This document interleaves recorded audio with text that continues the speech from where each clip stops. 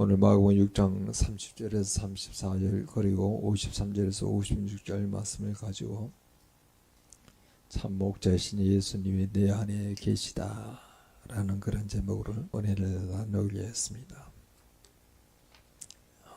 예전에 드라마가 하나가 있었죠. 파리의 연인이라고 하는 드라마가 굉장히 오래전이죠. 2004년도니까 20년 됐습니다.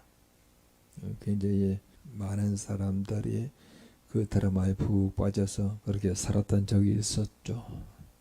근데 그 드라마에 나온 대사 중에 이런 대사가 있습니다. 아마 배우 이동건이가 여자 배우인 김정은에게 했던 말이죠. 이 안에 너 있다. 네 마음속에 누가 있는지 몰라도 내 마음속에 너 있어. 분명히 남자 배우 이동건이 여자 배우 김정은이 했던 말이지만은 남자의 매일매일의 생활에 여자친구에 대한 생각이 가득하다는 말이죠.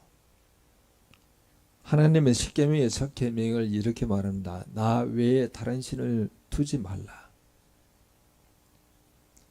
이것을 긍정적으로 풀어서 이야기하기에는 우리에게도 말하죠. 우리는 마음을 다하고 뜻을 다하고 힘을 다하고 목숨을 다하여 우리의 하나님을 사랑하라 이 말이에요. 우리는 매일매일 살아가면서 어떤 생각으로 가득합니까? 아니, 우리는 마음에 누구를 두고 살아갑니까? 성경이 우리에게 이런 그 뉘앙스의 말을 자주 하죠. 요한복음 15장 7절에 너희가 내 안에 있고 내 말이 너희 안에 거하면은 무엇인지 원하는 대로 구하라 그리하면 이루리라. 이 표현도 굉장히 우리가 자주 인용하는 그런 말씀이죠. 우리가 예수 안에 거하고 예수님의 말씀이 우리 안에 거하게 되면은 무엇이냐 원하는 대로 구하라 그러면 다 이룬다는 거예요. 여러분 기도의 응답을 이루려고 하면은 이걸 잘 심도 있게 잘 생각하셔야. 예수님은 자기 자신과 예수님의 말씀을요 동일하게 보고 있는 거예요.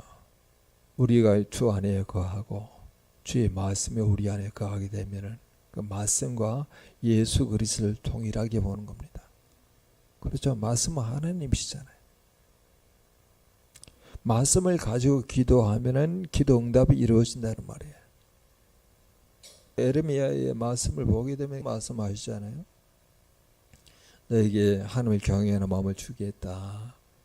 그렇게 말하면서 내가 한 마음과 한 길을 너에게 주겠다. 그러면서 그를 하나님을 경외하는 마음이니 그 경외하는 마음을 갖게 될 때 하나님은 우리에게 이렇게 약속합니다. 내가 너희를 떠나지 아니하리라.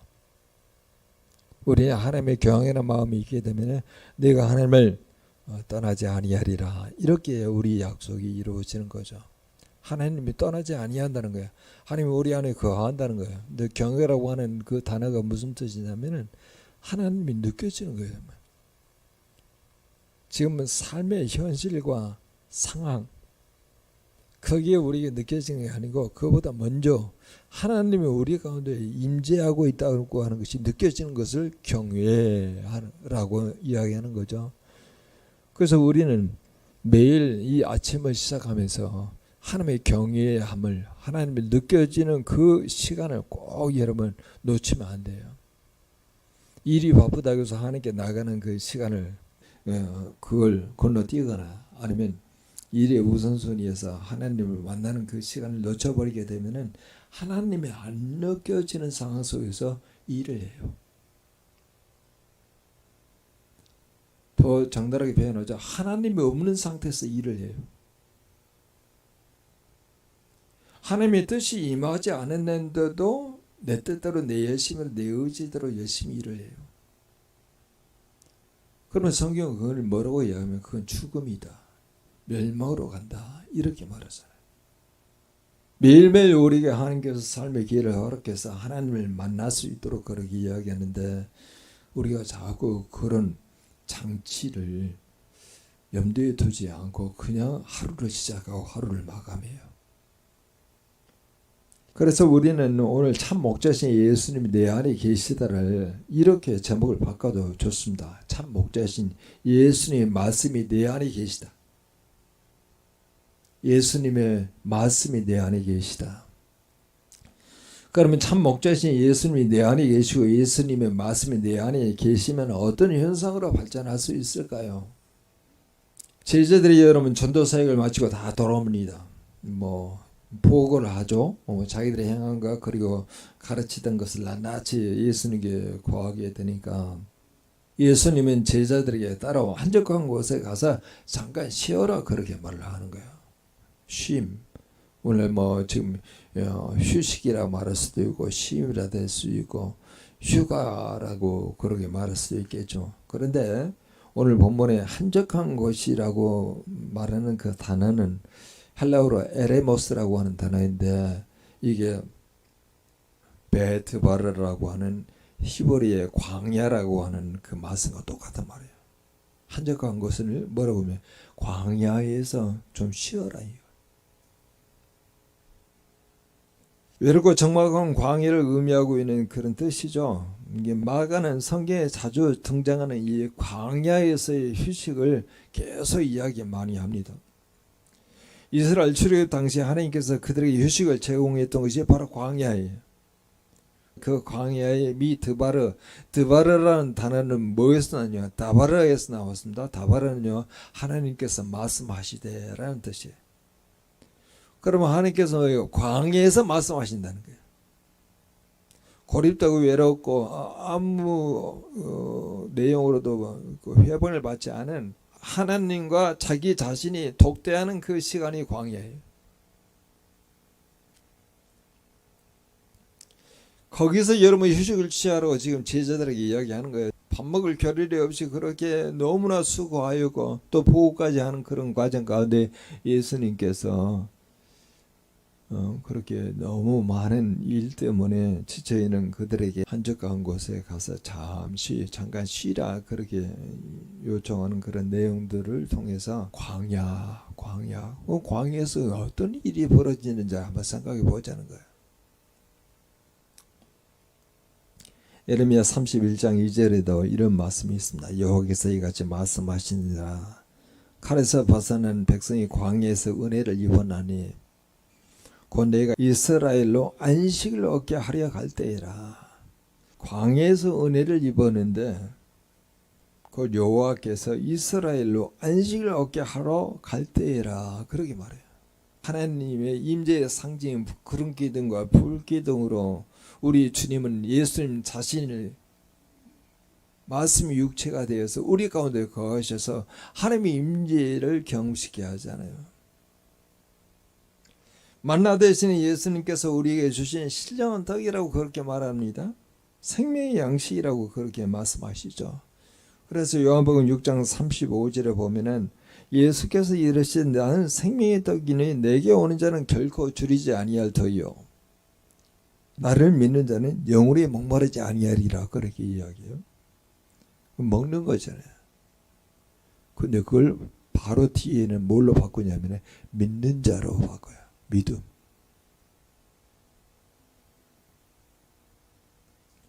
목마르지 않아야 한다는 거예요. 생명의 떡이라고 하는데 이게 목마르지 않는다고 연결시키기가 좀 어렵잖아요. 이게 배부르게 하는 건데. 근데 나를 믿는 자는 목마르지 않게 하리라. 광야에서 바위를 쳐서 혹은 바위를 명하여서 나오게 하는 물을 예수님이 대신하여서 뭐라고 말씀하십니다. 내가 생수다 말씀하세요. 요한복음 7장 38절에 나를 믿는 자는 성경에 이런 것 같이 그 배에서 생수의 강이 흘러나오리라 하시니 거기도 믿는 자를 이야기해요. 믿는 자. 요한복음 4장 10절에도 그렇게 이야기해요. 예수님께서 이렇게 말씀하시죠. 네가 만약 하나님의 선물과 또 내게 물을 달라 하는 이가 누구인지 알았다라면 내가 그에게 구했을 것이요 그가 생수를 내게 줬으리라. 자신을 뭐라고 해요? 생수라고 이야기해요. 예수는 생명의 떡이기도 하고 생수이기도 합니다. 하나님의 임재를 말하고 있는 불기둥과 구름기둥을 자신이라고 이야기하고 있는 거예요. 휴가철이 여름 다가오고 있습니다. 오늘 많은 현대인이 굉장히 복잡한 사회에 살고 있기 때문에 현대인들이 받은 그런 신적 부담과 그런 스트레스가 과거 어느 때보다도 더 심하죠. 이런 스트레스를 효과적으로 해소하고 새로운 활력을 재충전하는 일은 현대인들에게 무엇보다 중요합니다. 그래서 이제 그런 차원에서 참 휴가가 필요하다라고 말하면은 좋을 텐데, 우리에게는 이 휴가, 이 휴식, 그리고 쉼이 효과 있는 그런 쉼이 필요해요. 지금 대한민국 코로나 이전의 수준으로 해외로 나가는 사람들이 북적거립니다. 너무나 과도하거나 그런 무리한 여행 후유증을 낳게 되는 것이죠. 휴가를 가지고 쉼을 갖기 위해서 해외에 나가는데 너무나 무리한 여행을 하고 있거나 욕심을 많이 부려가지고 이것저것에 가다 보면은 오히려 휴가의 후유증을 앓게 되어서 더 휴식이 필요한 경우가 많이 발생하게 되죠. 성경에 보면 주님께서 언제나 일정한 사역의 기간이 끝나게 되면 한적한 곳에 쉬시며 기도하심으로 새로운 사역을 위해서 준비하셨습니다. 우리 또한 다시 힘있게 일하기 위해서는 시끄럽고 번잡한 곳이거나 그리고 많은 사람들이 유흥을 즐길 수 있는 또 향락적인 그런 장소가 아니고 조용하고 한적한 곳에 가서 휴식을 취해서 서로의 힘과 그리고 지혜를 가져야 되겠죠. 그래서 가톨릭에서는 피정이라고 하는 그런 시간을 가져요. 피정. 바로 뭐냐면 말 그대로 번잡한 세상을 피하여 고요와 정적 속에서 하나님과 교제하는 시간을 얻고 새로운 활력을 얻은 지혜는 우리 기독교인들도 많은 교훈을 던져주고 있습니다.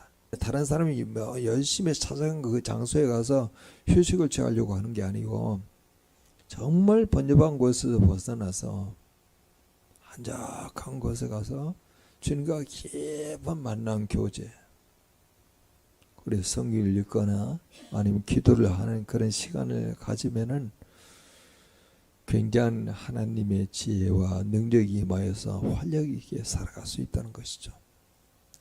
사랑하는 전가족 여러분, 사람들이 심신의 피로를 풀기 위해서 번잡한 곳을 찾을 때 오히려 주님과 제자들처럼 조용하고 한적한 곳으로 가셔야 합니다. 번잡한 세상을 멀리하고 오직 하나님과 나만의 시간 속에서 말씀과 기도에 빠져 들어가는 가운데 영육간의 새로운 힘과 지혜를 공급받을 수 있겠죠.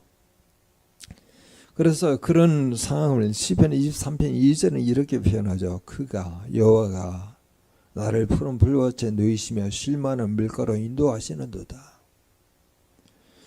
마태복음 7장 29절에도 나는 마음이 온유하고 겸손하니 나의 멍에를 메고 내게 배우라. 그리하면 너희 마음이 쉼을 얻으리라. 우리의 굉장히 심적으로 부담되는 여러 가지 삶의 현실과 상황, 그런 형편들을 주님께 다 맡겨드리는 거예요.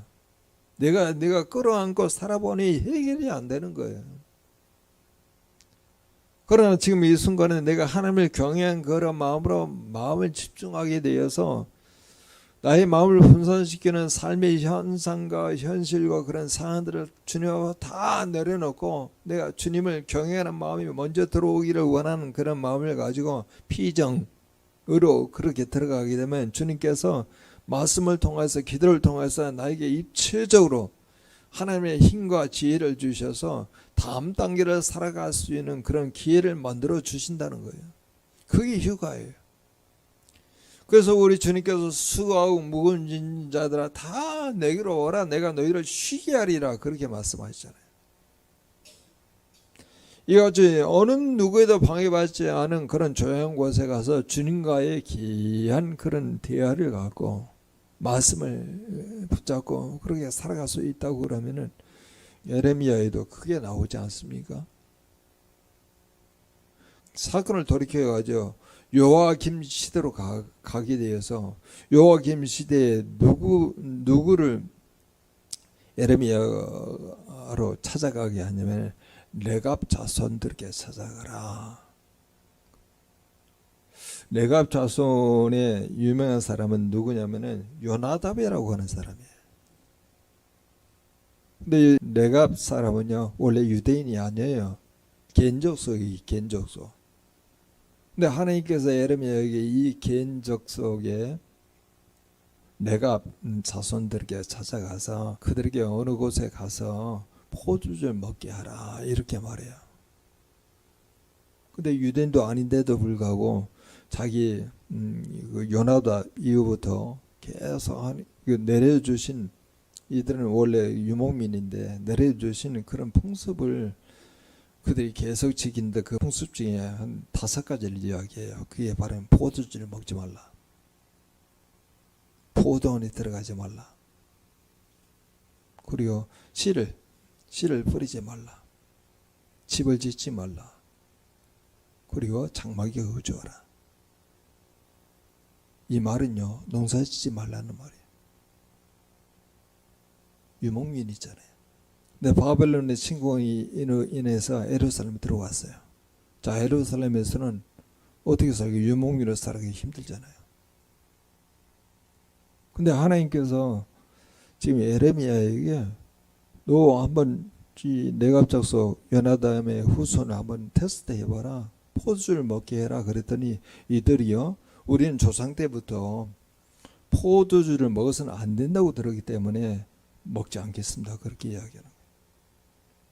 여러분 이건 바로 뭐냐면 유대인들과 요아김부터 해가지고 시드기야 왕까지 전개되는 그런 왕들이 하나님 말씀에 불순종한 것을 대비하는 거예요. 하나님께서 말씀을 주신 내용을 이것이 유대인도 아닌 이 레갑 자손들이 요나답 이후에 자기들의 전통을 이렇게 호소해 나가고 하나님께서 이 포도주를 먹게 해달라고, 먹게 하라고, 먹으라고 그렇게 요구하는 그 내용, 에레미야 선지자를 요구하는 그 내용도 안 들어요. 자기들이 세운 전통도 이렇게 끝까지 순종하는 그런 모습을 보면서 나중에 어떤 축복을 주게 되냐면은 내 앞에 설 사람이 이 레갑 자손의 후손에게서 영원히 끊어지지 아니하리라. 요 앞에 서는 사람, 요 앞에 서는 사람. 여러분 요 앞에 서는 사람요 누구만 가능하면 선지자만 가능해요.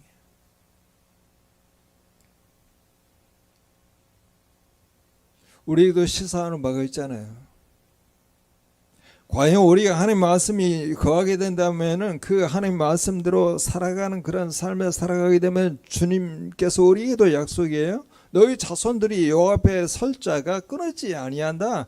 이 믿음의 기업이 계속 이어진다는 거예요. 우리 한 사람 한 사람이 그렇게 주의 말씀을 가지고 살아가게 되면은 믿음으로 믿음에 이르는 삶을 다음 세대까지 계속 이어간다는 거예요. 근데 여러분 보십시오. 34절에 예수께서 나오사 큰 무리를 보시고 목자 없는 양 같음으로 인하여 불쌍히 여기다 이렇게 말합니다. 예수님의 기적을 많이 경험했던 사람들이요. 그런데 예수님의 그런 기적을 많이, 또 예수님에 대한 그런 교훈의 말씀, 복음의 메시지를 많이 들었던 사람인데 실제는 겉으로는 예수님을 믿는 것처럼 생각하고 예수님이 삶의 주인으로 자리한 것처럼 그렇게 보이는데 안에 들여다 보니까 예수님이 없이 살아가는, 예수님이 주인으로 살아가지 않은 그 수많은 무리들을 보면서 예수님이 불쌍히 여기는 거예요. 여러분 우리에게도 지금 주님께서 내 안에 매일매일 살아갈 때 예수님 나에게 참 주인으로 자리하지 않고 우리가 이것이 예배드리게 되면 예수님도 당연히 그렇게 많은 기회를 주었는데 왜 예수님이 삶의 주인으로 자리하지 않고 있는 것에 대해서 불쌍히 여긴다는 거예요. 뭐 우리 안에 그런 사람들이 많이 있다 그러면 예수를 믿지 않은 밖에 있는 사람들은 얼마나 더 불쌍히 여기겠습니까? 주님의 삶의 주인으로 자리하지 않는 그런 삶을 살아가는 것은 다 뭡니까? 육신의 정욕으로 살아가는 거죠. 세상의 탐심을 가지고 살아가는 거죠. 마음과 뜻과 힘을 다해 목숨을 다해 하나님을 사랑하라고 이야기하는데 자꾸 세상의 어떤 형편과 상황에 우리의 마음을 빼앗기게 되면은 이 형편과 상황을 내 마음에 두면 둘수록 그게 우상이 되는 거예요. 여러 가지 상황과 형편과 그런 문제들이 우리 속에 들어오게 되면은 그것이 우리 가운데 우성으로 자리하게 되어서 전심으로 하나님을 찾을 수가 없어요. 예수님이 많은 사람을 고쳐주신다, 귀신을 축출해 주신다, 모든 환자를 고쳐주신다, 안수하고 귀신을 쫓아내신다 하는 그런 소문이 많아가지고 기회만 되면 사람들이 몰려들어가지고 예수님을 하나하고 할렐루야 예수 이렇게 말할 수 있겠지만은 우리 주님은 그들의 내면 가운데 참 목자가 없는 양 같아서 불쌍하다. 여러분 우리 자신도 봐야 합니다. 매일매일 나의 삶의 주인이신 목자가 내 안에 충만히 거하십니까?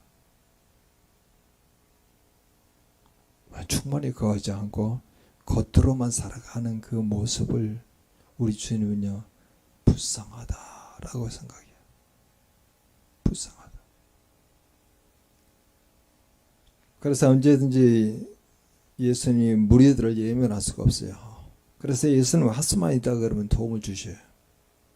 제자들도 오고 가는 사람이 많아서 음식 먹을 겨를이 없는 사역을 쉼없이 하고 돌아왔을 때 휴식할 수 있도록 배려도 하십니다. 하지만 무지한 그런 백성들은 이런 주님과 제자들의 형편을 전혀 고려하지 못합니다. 오랜만에 모처럼 휴식을 취하고자 하는 주님의 일행을 쫓아와서 한적한 빈들이까지 쫓아오지 않습니까? 여러분 이와 같은 상을 만나게 되면은 우리에게 어떻게 여러분 반응하겠어요? 우리 인간의 마음은 짜증이 날 수 있어요. 하지만 주님께서는 이런 무리들을 향하여 짜증을 내는 대신에 오히려 불쌍히 여기시고 그들을 가르치십니다. 그 모든 사람들을 배불리 먹이는 수가 끊이지 않아요. 오병이어 사건이 일어나요.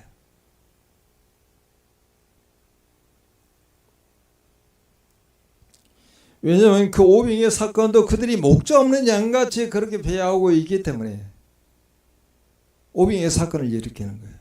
오병이어 사건을 일으키는 것은 내가 너의 목자라고 하는 것을 확인시켜주는 사건입니다. 배불리 하는 그 내용 때문에 예수님께서 나중에 이같이 베스다에서 예수님 홀로 가버나움에 가게 될 때 사람들이 막 찾아와 가지고 어디에 계셨습니까? 라고 물어보게 될 때 예수님께서 이렇게 해야죠. 너희들이 표적을 본 거로 나를 찾는 것이 아니고 먹고 배부르기 때문에 나를 찾았느니라 라고 이야기해요.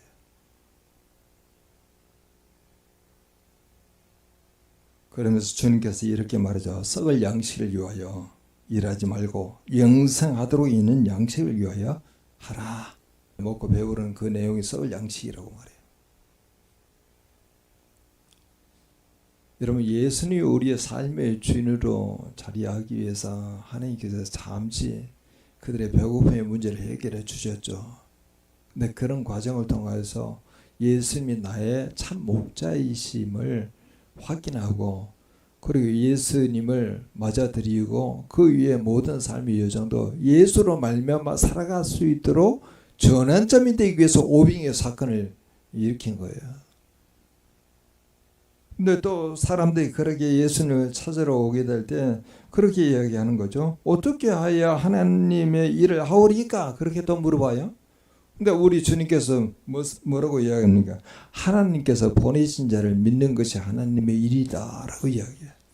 하나님께서 보내신 자를 믿는 것이 하나님의 일이다. 믿음은 바로 뭐예요? 관계예요. 여러분 하나님의 일을 무턱대고 내가 하나님께서 주신 어떤 사명을 감당하기 때문에 그 하나님의 일이 아니고 내가 이 사명도 하나님을 의지하고 하나님과 관계로 하고 있는지를 여러분 자꾸 확인해야 합니다. 하나님이 나의 삶의 주인으로 거하고 있는지를 확인하셔야 해요. 사도 바울이 그렇게 말했죠. 내가 그리스도와 함께 십자가에 못 박아 죽었는데 내가 육체로 사는 것은 나를 위하여 자기 몸을 버리지 하나님의 아들을 믿는 믿음 안에서 사는 것입니다. 아니 하나님이 내게 삶의 주인으로 자리하고 있어서 그분을 믿고 삽니다 라고 하는 그런 고백이 먼저예요. 그래서 주님께서 또 그들에게 플러스 이야기하죠. 그럼 표적을 보여달라고 이러니까 나는 생명의 떡이니 내게 오는 자는 결코 줄이지 아니할 터요. 나를 믿는 자는 영원히 목마르지 아니하리라. 인자의 살을 먹지 아니하고 인자의 피를 마시지 않고는 너희 속에 생명이 없느니라. 내 살을 먹고 내 피를 마시는 자는 내 안에 거하고 나도 그 안에 거하니라. 그러니까 그 말이 참 어렵다 하고 오병이어를 경험했던 모든 무리들이 다 흩어져요. 그때 예수님께서 제자들에게 너희도 가려느냐 그렇게 이야기하니까 제자들이 뭐라고 이야기합니까? 영생의 말씀이 여기 계시니 우리가 어디를 가오리까 그렇게 말하잖아요. 말씀이 계시니 하나님의 아들 예수가 여기 계시니 우리가 어디를 떠나갑니까? 아니 우리에게 직접 물어보죠. 하나님의 참 목자 되신 예수 그리스도가 우리 안에 거하시니 우리가 세상의 어떤 내용에 따라서 움직여갈 수 있겠습니까? 그분이 내 안에 거하고 그분의 말씀이 내 안에 거한다 그러면은 무엇이 원하는 대로 구하라 그러면 이루신다고 말씀하고 있는데 세상의 어떤 상황과 어떤 형편과 어떤 문제가 해결되기를 원하고 있는 쪽으로 우리가 가는 게 아니고 자꾸 점검해야 하는 것은 내 안에 참 목자된 예수님이 거하시고 있느냐 그걸 확인하셔요. 그리고 그분이 매일매일 주시는 그 말씀이 내 안에 거하고 있느냐 그거 확인하셔요. 그래서 제자들이 참 명쾌하게 대답한 거예요. 영생의 말씀이 여기 계시니 우리가 어디로 가버리까 그렇게 말한 거예요. 그리고 이제 오늘 본문에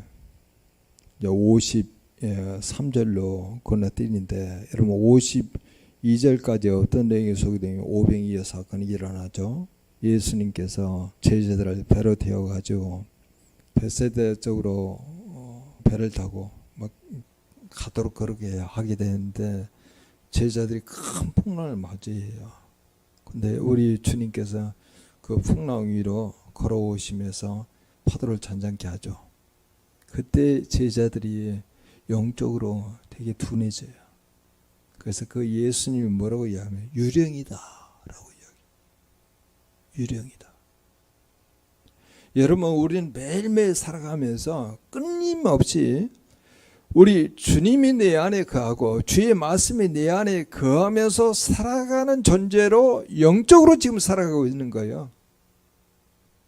근데 제자들에게 오병이어라고 하는 그 영적인 내용을 통하여서 예수님이 그들 안에 주인으로 자리할 수 있도록 기회를 주었는데 잠시 틈을 타가지고 풍랑이 일어나는 그런 과정 가운데 예수님이 그들을 돕기 위해서 걸어오는데도 불구하고 유령이다 라고 이야기해요.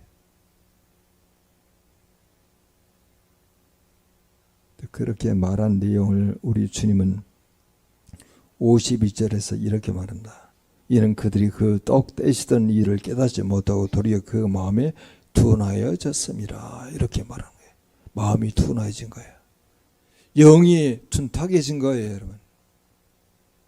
계속 우리는 영적인 현실을 살아가고 있습니다. 아니 하나님 나라를 살아가고 있는 거예요. 주님으로 말미암아 살아가는 거예요. 복음을 살아내는 거예요. 되게 영적인 현실을 계속 맞이하고 있는데도 불구하고 한순간에 영이 둔해져서 유령이다 그렇게 말한다는 거예요. 53절에 예수님과 제자들이 게네사렛 땅에 이릅니다. 벳사이다는 갈릴리 호수의 동북부이고 게네사렛 땅은 갈릴리 호수의 북서쪽에 있는데 게네사렛의 모든 사람들이 예수가 배에서 내리자 예수님을 다 알아봅니다. 그들은 온 집안으로 달려 돌아다녔습니다. 그래서 예수가 여기 있다 그러면 막 소문을 내는 거야. 병든 자, 귀신 들린다. 다 이쪽으로 와라. 그러면 예수님께서 다 치유하신다. 마치 복음을 전하는 사람처럼 이곳저곳에 예수님이 등장하는 곳에 가서 다 전하는 거예요. 예수님 어디 계시다 하는 그런 말을 듣는 대로 병든 자를 침상째로 가져오기도 하고 예수님이 들어가시는 지방이나 도시나 마을이나 시장에 그 병자를 앉혀놓고 예수님이 지나가는 갈 때마다 그의 그의 옷자락에 손만 대게 돼도 치유를 받는다. 이렇게까지 다 홍보를 한 거예요. 그리고 손을 대는 자는 다 이렇게 치유가 됩니다. 우리는 예수님의 소식을 전하는 게네사렛 사람들의 이 수고 열심을 좀 본받아야 합니다. 여러분, 우리가 누구입니까? 우리는 예수님을 아는 사람들이지 않습니까? 그렇습니다. 우리는 예수님 누구인지 알고 있어요. 그분은 죄인을 구원하기 위해서 오신 구원자입니다. 우리는 우리보다 예수님을 먼저 안 사람들의 수고와 열심으로 이 사실을 알게 되었어요. 그로 인해서 예수를 믿고 구원에 이르렀습니다. 그렇다면 우리도 그 예수님에 관한 소식을 아직도 죄 아래서 신음하고 있는 다른 사람들에게 전해서 그들도 예수님을 믿고 구원 얻게끔 해야 하지 않겠습니까? 믿음은 들음에서 나고 들음은 그리스도의 말씀으로 말미암느니라. 성도 여러분, 주님께서는 산 위에서 기도하시다가 제자들이 풍랑을 만나서 괴롭게 놓쫓는 것을 보시고 그들을 돕기 위해서 물 위에 걸어오십니다. 그럼에도 불구하고 제자들은 이러한 사랑의 주님을 유령으로 여깁니다. 그것은 다 그들의 영적인 눈이 어두워졌기 때문이죠. 그러므로 우리는 언제나 영적으로 깨어 있어서 신령한 것을 분별할 수 있는 영적 능력을 갖추어야 합니다. 마음을 주님께 온전히 돌이키는 거예요. 아니, 주님이 느껴질 정도로 강력한 주님의 임재 가운데 들어가게 되면 주님께서 우리에게 말씀하시잖아요. 왜 그런 일들이 발생하고 있는지를 우리가 말씀하고 있기에 빨리 우리가 할 수 있으면 그 문제 해결을 위해서 들어가는 게 아니고 주님을 느낄 수 있는 정도로 우리에게 빨리 마음을 돌이키는 거예요. 그걸 회개라고 이야기하고 다른 차원에서 하나님을 경외함이라 그렇게 말합니다.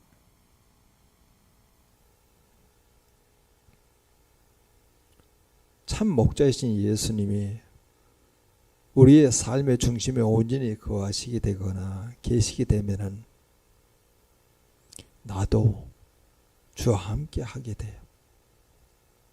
그분은 우리를 영원히 떠나지 않잖아요. 근데 내가 느끼지 못하는 거예요. 그런 모든 상황과 현상에서 사단이 배후에서 그걸 조종하죠. 하나님께 마음을 두지 못하게 하고 내 안에 하나님께서 계시지 않는 것처럼 그렇게 느껴지게 하고 만약 계시다면 하나님께서 이런 상황을 만들어내시겠느냐 이렇게 말할 수 있겠잖아요. 그런데 그런 상황과 현상을 다 내려놓고 주님께 하나님을 경외하는 마음으로 딱 들어가게 되면은 주님께서 우리 안에 거하심을 말씀을 통해서 확인할 수 있고 그 말씀이 우리 가운데 거하여서 나도 하나님과 함께 하심을 느낄 수 있고 경험할 수 있도록 그렇게 인도하게 되면은 그때 주의 말씀이 들려요. 말씀이 들리는 대로 믿으십시오. 믿게 되면요 모든 영역 가운데 치유와 회복이 이루어져요. 모든 영역 가운데 치유와 회복이 이루어져요. 여러분 우리 공동체 질병을 앓고 있는 모든 지체들이 있잖아요. 근데 하나님께서 계속 내가 이 땅을 치료하고 이 땅을 낫게 해주겠다라고 하는 그 내용의 에레미야에게 또 나오잖아요. 너희들이 온전히 하나님에 대해서 회복하게 되면은 이 땅을 치유하고 낫게 해주겠다 그렇게 말씀하잖아요. 그 근원적인 내용은 바로 뭐냐면은 참 목자이신 예수님 내 삶의 중심으로 온전히 거하셔야 해요. 그리고 나도 주와 함께 하면은 주님의 모든 말씀이 들리게 돼요. 그리고 들려서 참 믿음을 갖게 됩니다. 그러면 모든 영역 가운데 치유와 회복이 이루어진다는 거야. 그래서 여러분들 우리가 함께 기도합니다. 가장 근원적으로 참 목자 되신 예수님이 우리 안에 온전히 거하시는가? 나도 주님과 함께 하고 있는가? 그리고 주님의 모든 말씀이 들리는가? 들리게 되면 그걸 믿음을 갖게 되어서 모든 영역 가운데 치유와 회복이 이루어지는 우리 공동체가 되게 하옵소서.